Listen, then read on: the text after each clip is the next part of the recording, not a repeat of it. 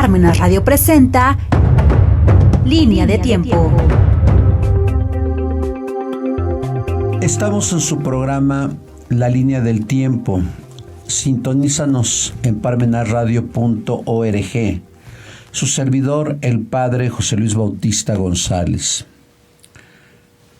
En el mes que está feneciendo, en el mes de enero, hubo un gran impulsor del ecumenismo que era un sacerdote católico de la congregación de los franciscanos, el padre Paul Watson, que en 1908, ya hace 118 años, impulsó un trabajo conjunto con los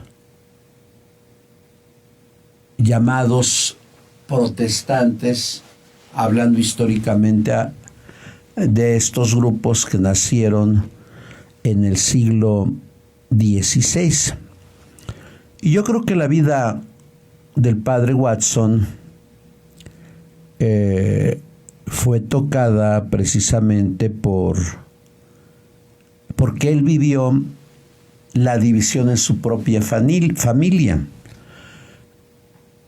Por más que se diga en estos tiempos de que se case un católico con un luterano o un católico con una atea, indudablemente, ¿en dónde va a repercutir en la educación de los hijos?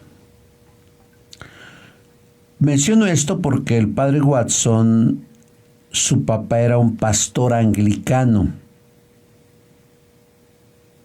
Y yo creo que el padre a sus hijos, entre ellos al padre Watson, pues le enseñó, le inculcó su fe anglicana.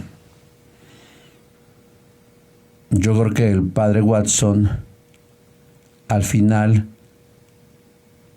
de las dudas que se cernían en su mente y en su corazón, pudo entender que la fe anglicana no era la más indicada, no era la verdadera. Renunció al anglicanismo, se hizo católico y al final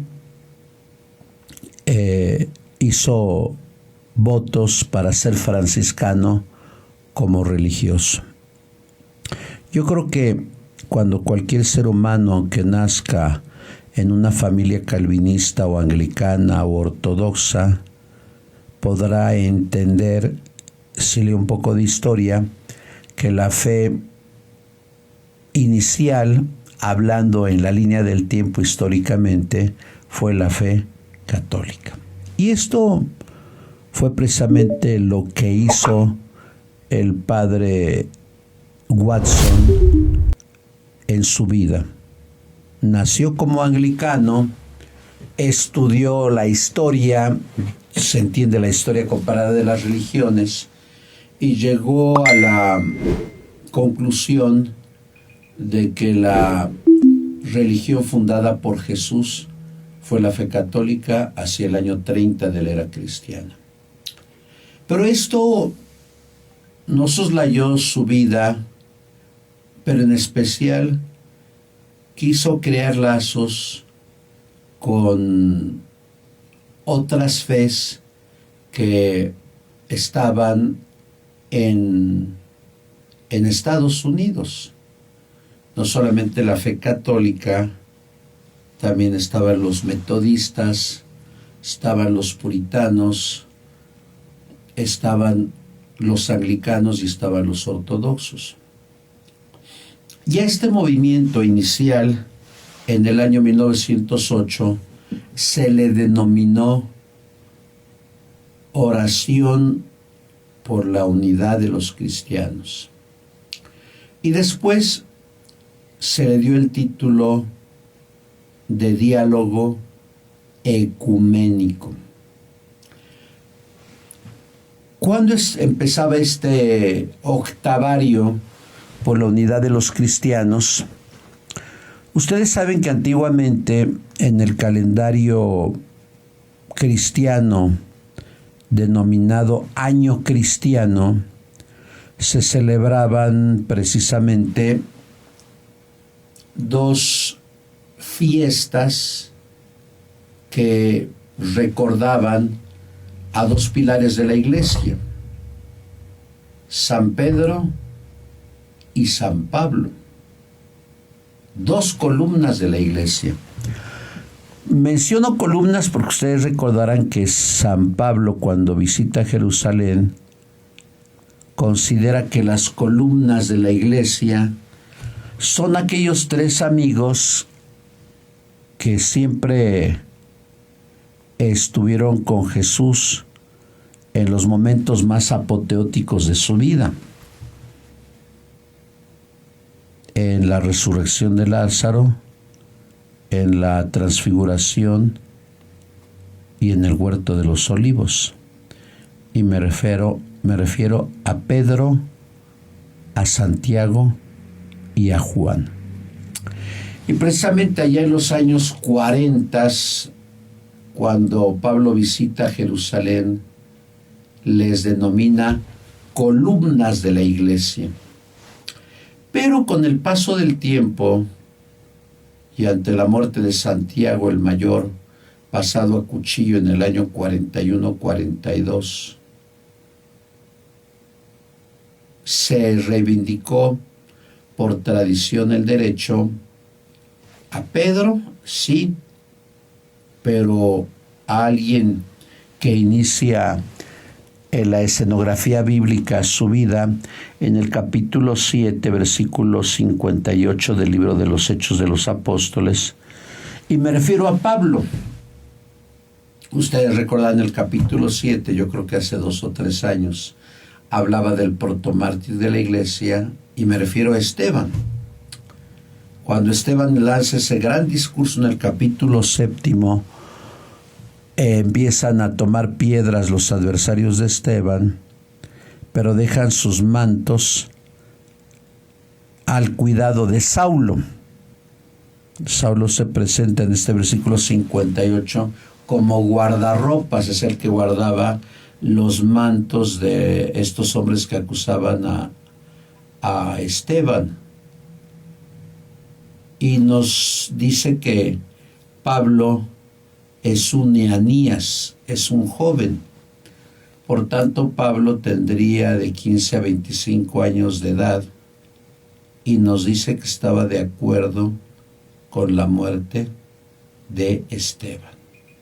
Por tanto, se hace el octavario por la unidad de los cristianos porque estaba entre dos fiestas de estas dos columnas de la iglesia.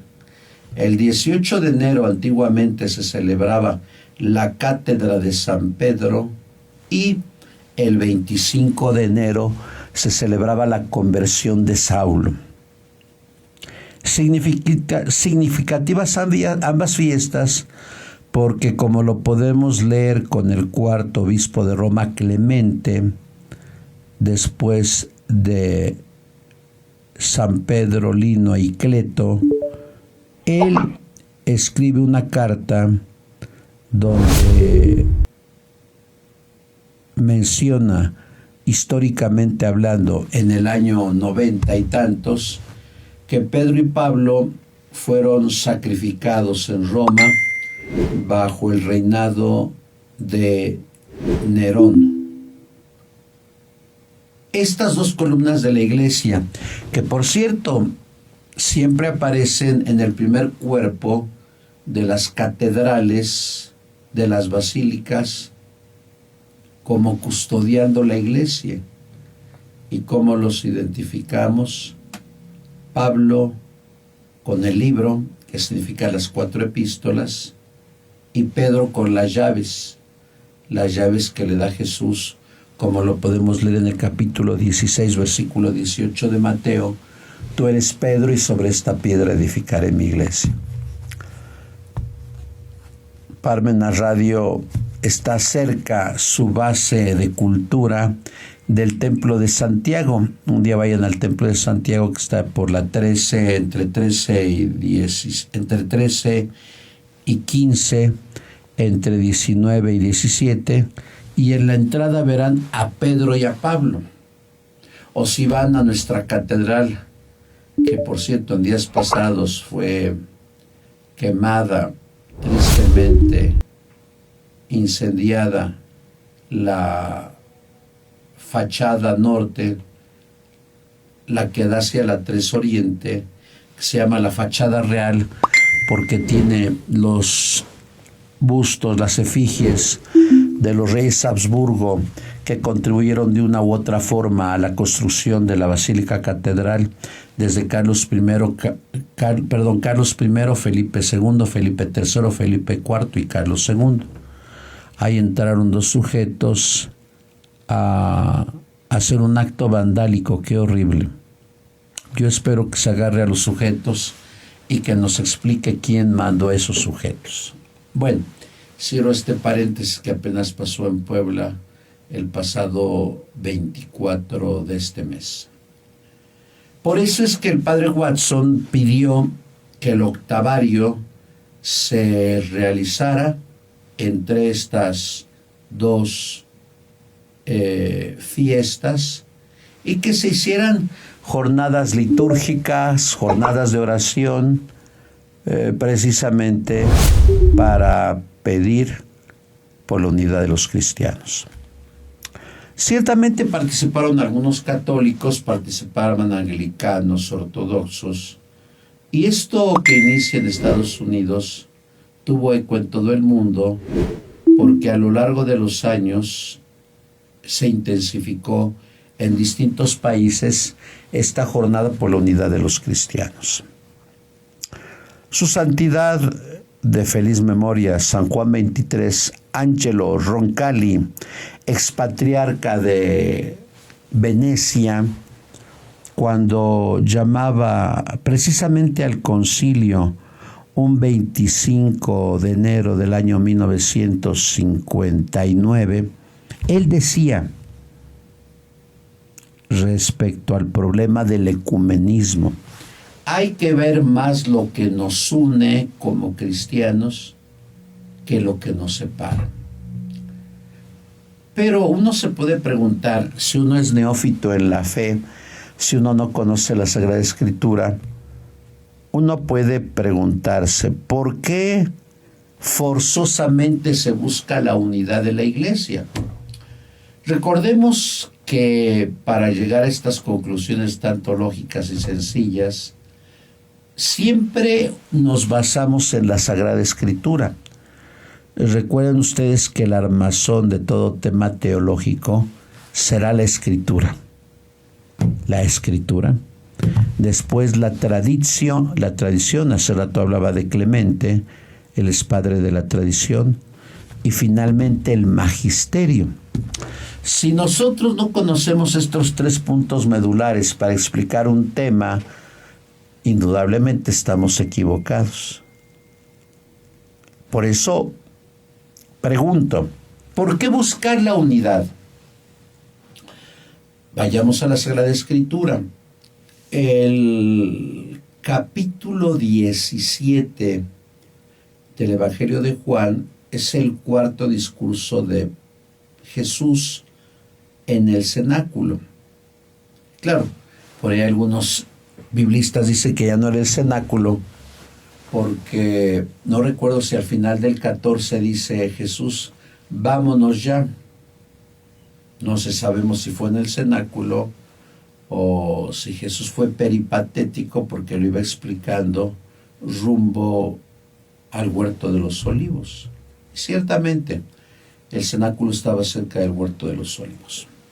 Bueno, capítulo 17, versículo 21. Y aquí está la causa bíblica para hablar sobre la unidad de la Iglesia. ¿Qué es lo que dice Jesús? Padre, que todos sean uno, como tú y yo somos uno. Ut unum sint, en latín, recordando la Vulgata de San Jerónimo. Pero, ¿qué significa esta oración sacerdotal como lo considera Schnackenburg o Raymond Brown? Es la oración dedicada al colegio apostólico. Y Jesús pide al colegio apostólico que viva en la unidad. Y la base de la unidad de la Iglesia Católica tiene como antecedente lo que el mismo Jesús expresa en el versículo 22, capítulo 17 de Juan. Que todos sean uno como tú y yo, Padre, somos uno. Por una sencilla razón, si participan de la misma usía divina, por tanto, el Padre, el Hijo y el Espíritu Santo forman una unidad perfecta. Y cuando hay una unidad perfecta, no hay divisiones y no hay problemas. Tristemente, cuando la Iglesia Católica a lo largo de la historia ha vivido la división, es indudable que la unidad perfecta se resquebraja por divisiones, por envidias, por cuestiones que se politizan, por problemas morales. Por eso la intención del padre Watson en 1908 de buscar el diálogo con las demás denominaciones religiosas era para llegar a lo que Jesús pedía. Padre, que todos sean uno, como tú y yo somos uno. Ut unum sint. Puede uno preguntarse, ¿cuáles son las fes que se unen en esta oración? ¿O cuál podría ser lo que nos une y no lo que nos separa? ¿Qué es lo que nos une? La creencia en el misterio trinitario y el bautizo. Por tanto, tendríamos que preguntarnos qué fe se han vivido a lo largo de la historia. Y perdón lo que voy a decir, porque alguien podrá decir, oiga, padre, si usted está hablando de ecumenismo, ¿por qué dice usted que la iglesia única que ha perseverado es la Iglesia Católica? Por una sencilla razón.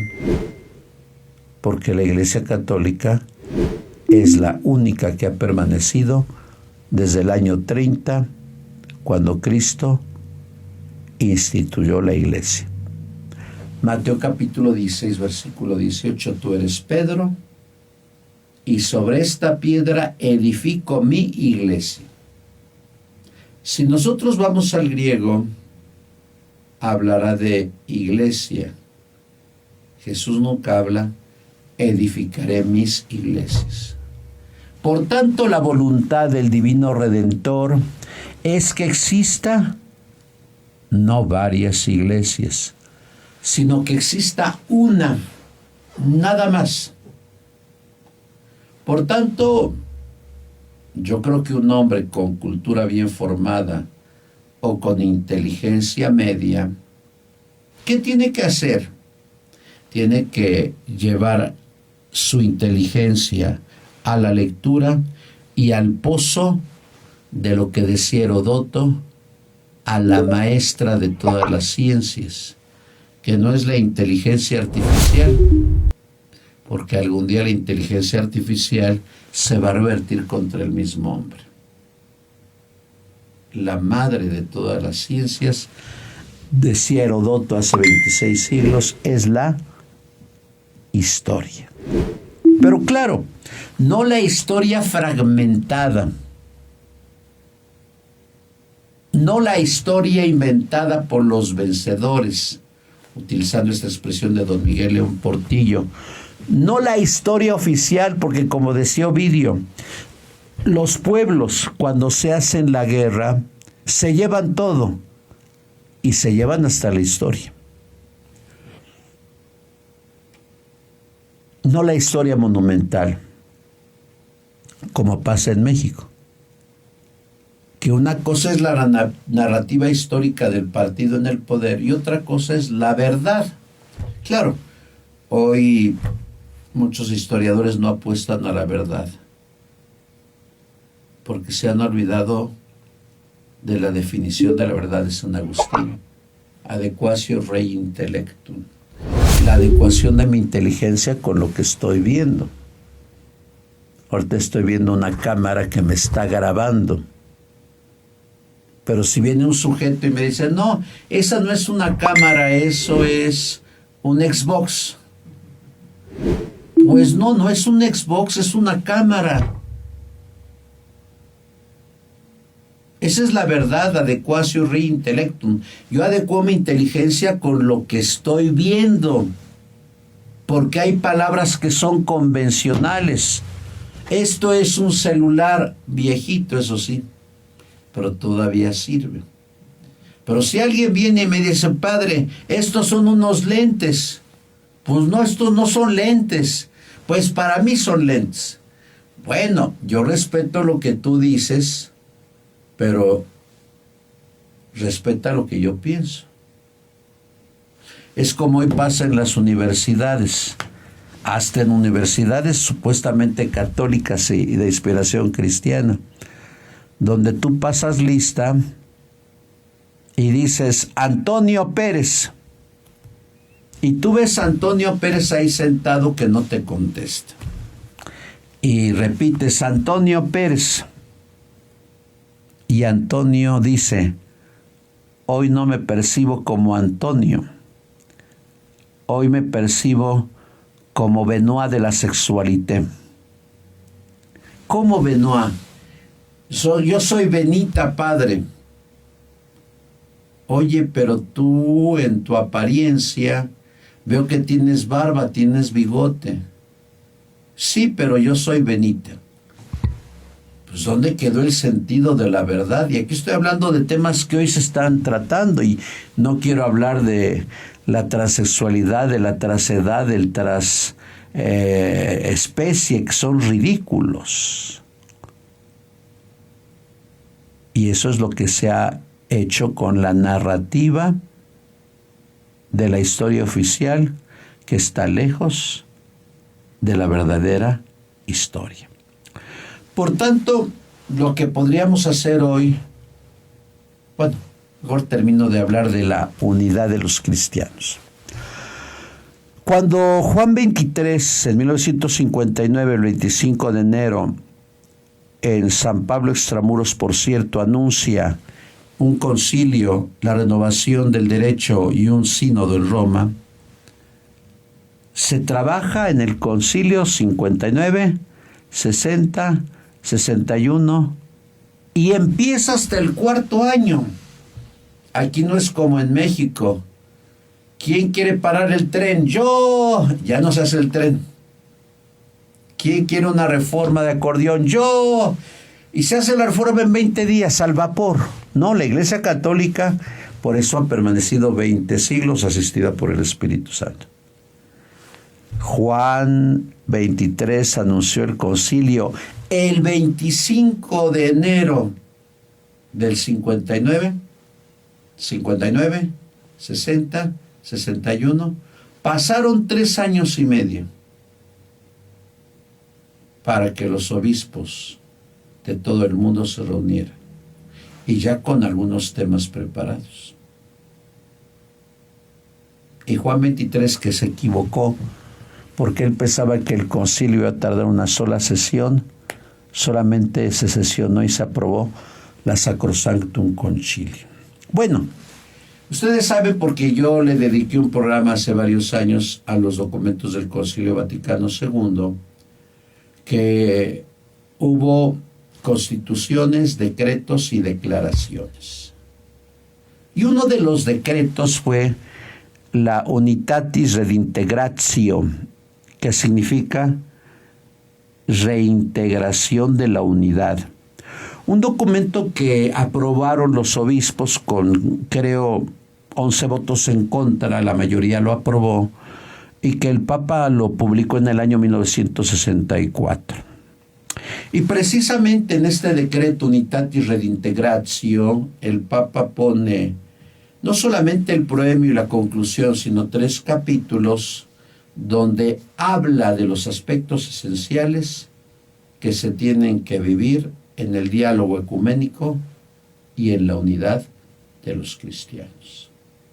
Por eso los papas, a partir de Pablo VI, no creo que Juan Pablo II, empezaron a reunirse en Asís el 4 de octubre, ortodoxos, anglicanos, luteranos, calvinistas, metodistas, que compartimos la Trinidad y la fe en el bautismo.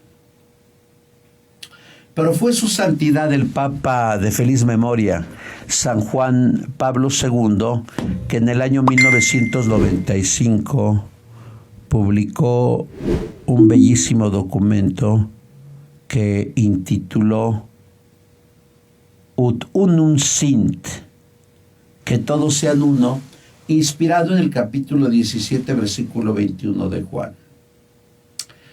Pero yo creo que lo medular de este documento es el número 79. Y su santidad Juan Pablo II dice: ciertamente tiene que haber diálogo ecuménico, jornada de oración con los cristianos. Pero para que exista una verdadera unidad, se tienen que respetar 5 aspectos que no se deben de agredir. Primer aspecto, dice el Papa, respetar la integridad de la Biblia, palabra de Dios, y de la tradición de la Iglesia. Es decir, no mutilar la Biblia, aceptar los libros proto y deuterocanónicos, es decir, los 73 libros de todo Antiguo y Nuevo Testamento. Segundo, respetar la tradición. Tenemos una riqueza extraordinaria con los escritores eclesiásticos. Una riqueza extraordinaria. Yo creo que si nosotros vemos de reojo los volúmenes de Migne, nos asustaríamos, porque si la Biblia es tan grande, Migne son decenas de volúmenes que tienen toda la historia de la patrología. Segundo aspecto que se debe respetar, la Eucaristía. No como mera representación como lo entendieron los luteranos, sino la Eucaristía como la verdadera transubstanciación de Cristo en cuerpo, sangre, alma y divinidad. El tercer elemento que se debe de respetar es la ordenación, que solamente tiene que darse a varones en el diaconado, presbiterado y diaconado y obispado. La cuarta, el magisterio de la Iglesia. Imagínense, el primer concilio fue en el año 48-49, el concilio de Jerusalén. Hechos de los Apóstoles 15. Ese es el magisterio. Tratar temas de fe y costumbres. Y el quinto aspecto que señala el Papa Juan Pablo II en el número 79 de la encíclica de 1995, Ut unum sint, que todos sean uno, es el amor a la Santísima Virgen María. Hay que tener en cuenta esto que ha señalado el Papa. Y finalmente hay que recordar lo que decía el Papa Benedicto XVI. En el diálogo ecuménico siempre se tiene que salvaguardar la verdad. Pues muchas gracias, sigamos pidiendo por la unidad de los cristianos y continuamos con este tema la próxima semana. Gracias. Parmenas Radio presentó Línea de Tiempo.